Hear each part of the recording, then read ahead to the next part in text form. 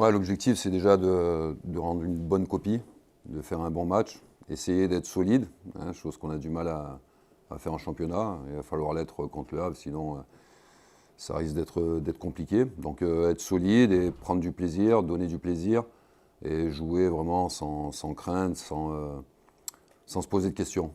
Voilà, juste respecter ce qu'on a mis en place, être rigoureux, être concentré, être déterminé, essayer de prendre du plaisir et jouer sans complexe.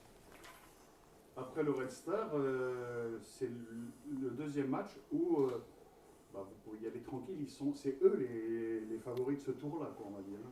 C'est ça, on n'a rien à perdre. Aujourd'hui, si on est 15e du championnat national, ils sont 11e du championnat de Ligue 1. Donc il n'y a pas beaucoup de monde qui vont parier sur une qualification de la Berrichonne. Donc justement, c'est dans ce contexte-là que des fois on arrive à faire les meilleurs matchs, parce qu'on joue libéré.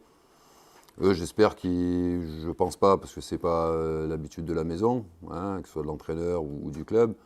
Mais j'espère qu'ils vont venir un peu tranquille en se disant, bon bah voilà, c'est les 15e de national, ça va le faire. Mais je ne m'attends pas à un match en dilettante de leur part. C'est Non. votre seule façon de vous qualifier, c'est qu'ils aient cet état d'esprit involontairement? Non, c'est de faire confiance à la magie de la coupe. Voilà, moi j'ai eu la chance de vivre un exploit fabuleux avec Grenoble. On avait sorti l'Olympique de Marseille de Bielsa, alors qu'on était en CFA et c'était premier du championnat de Ligue 1. Donc, et invaincu qui plus est. Mais on les a sortis au pénalty avec un match ouais, qui est dans toutes les mémoires de tous les amateurs de la Coupe de France. Donc tout est permis en coupe. Voilà, il suffit juste d'avoir confiance en soi, de croire en nos possibilités et de faire un match sérieux parce que c'est une Ligue 1. Déjà, la moindre erreur en national, on l'appelle cash. Là, si on fait des erreurs, ça risque de peser à la fin du match. Quoi. Le seul risque, c'est de se prendre une grosse volée ici. Quoi, hein, Ouais, après, ouais, c'est un risque parce que déjà, mentalement, c'est dur. C'est dur de vivre ce qu'on vit actuellement en championnat. Donc, si on prend une volée contre le Havre demain, ça ne va pas arranger les choses. Mais même si on ne se qualifie pas, l'idée de faire un match solide, un match costaud et un vrai match peut nous redonner confiance. Donc ça va être tout l'enjeu de ce match aussi. Et c'est bien sûr d'aller chercher la qualif, hein, parce que quand on joue un match, c'est pour le gagner. Et surtout d'avoir confiance en nous et de reprendre confiance, voilà, de laver un peu les têtes. Bon, Sylvain ne voulait pas remettre le couteau dans la plaie, je pose quelques questions quand même. Il a été question d'un adjoint pour toi. Où on en est? Est-ce que Je pense que ce n'est pas la priorité. La priorité, c'est d'essayer de faire des joueurs. Malheureusement, on ne peut pas. On essaye de voir avec une licence amateur. On a eu un joueur à l'essai là cette semaine. C'est notre seul moyen de recruter après, faire un adjoint à cette période de l'année. Pourquoi pas, mais il faut que je m'entende avec lui, il faut qu'on pense le même football. Et voilà, si on doit faire venir un adjoint, c'est un adjoint avec qui j'ai l'habitude de travailler. Mais aujourd'hui, je ne pense pas que ce soit la priorité, je ne pense pas que ça changerait grand-chose. Et puis s'il n'y a pas de moyens pour prendre des joueurs, est-ce qu'il y a des moyens pour prendre un adjoint? Bah, c'est la question aussi qu'on se pose tous. Donc après, on verra. Voilà, on s'est fixé des objectifs avec Benjamin, voilà, à court terme. Et on fera le point après le premier objectif qu'on s'est fixé. C'est quoi l'objectif On fera le point après Marignane. point? Non, on fera le point après Marignane. Ah oui. Voilà, il y a le match de la Coupe, c'est un bonus. Il y a Niort qui est un match qui ne va pas être facile, mais on est en capacité d'aller prendre un point là-bas, parce qu'à l'extérieur, on est plutôt performant. Donc c'est 4 points. Voilà, il faut 3 ou 4 points. Quoi. Il faut à tout prix gagner Marignane. C'est le tournant. Je pense que si tu ne gagnes pas Marignane, T'as vu le match hier? ça risque d'être compliqué. Ouais, beaucoup d'erreurs d'Avranches. Ouais. Ouais, je trouvais une équipe d'Avranches assez faible. qui avait été faible ici aussi. Qui avait été faible et qu'on a perdu. Ouais, voilà. Ouais. Sur l'engouement du public, il y en a au tout début, ils se sont dit il y aura peut-être 8-10 000 au-delà. Apparemment, on est moitié moins.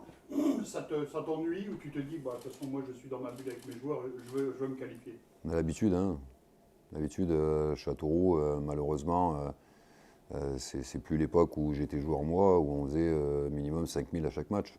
Là, c'est plus le cas, malheureusement. Hein. Les gens sont aussi Elles sont déçues aussi du club, de la tournure que prend ce club depuis quelques années. Donc c'est normal qu'il y ait un peu moins de monde au stade. Après, c'est une Ligue 1. Alors c'est vrai que c'est Le Havre, c'est pas Marseille, c'est pas le PSG.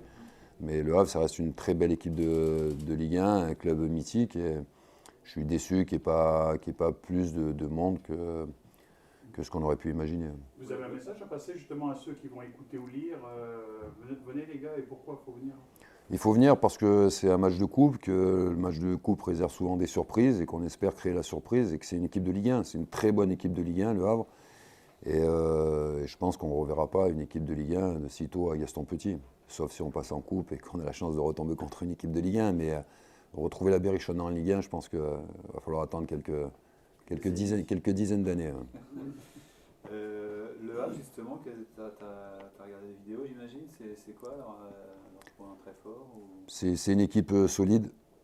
Solide à domicile, à l'extérieur, ils connaissent plus de difficultés. Mais en tout cas, c'est une équipe avec de très bons joueurs, des joueurs véloces, des joueurs qui ont une grosse qualité technique au milieu de terrain, avec des défenseurs assez solides. Ils ont un système de jeu bien huilé. En quoi ils jouent?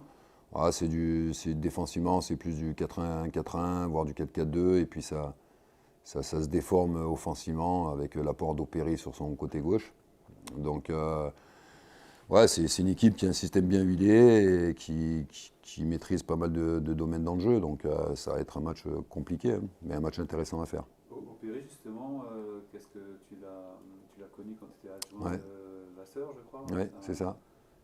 Qu'est-ce que tu peux dire? Et puis après, les années qui ont suivi, donc, déjà, je vais être content de le revoir. Voilà, alors, on se voit, t'entends un petit message sur les réseaux. Hein, c'est assez rare, mais en tout cas, j'ai suivi son évolution.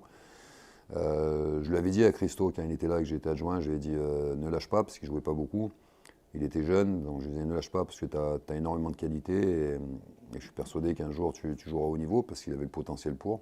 Et c'est ce qu'il a fait, donc je suis content de le voir à ce niveau. Tu l'avais vu, toi, ouais, ça, qu'il y avait... Ouais, alors il pourra vous le dire, je vais même parler d'Aguilar. J'avais eu à la formation Ruben Aguilar, et je lui avais dit tu as plus de qualité que Ruben Aguilar. Donc lui, par contre, il a une grosse détermination. C'est ce qui lui manquait un peu à Christo à l'époque. Et il a bien évolué dans ce domaine-là. Et aujourd'hui, c'est un joueur confirmé de Ligue 1. Tu avais dit tirer du gauche contre Lyon, parce qu'il faut voir la... J'espère qu'il ne va pas nous faire la même ici et qu'il va être plus gentil avec nous.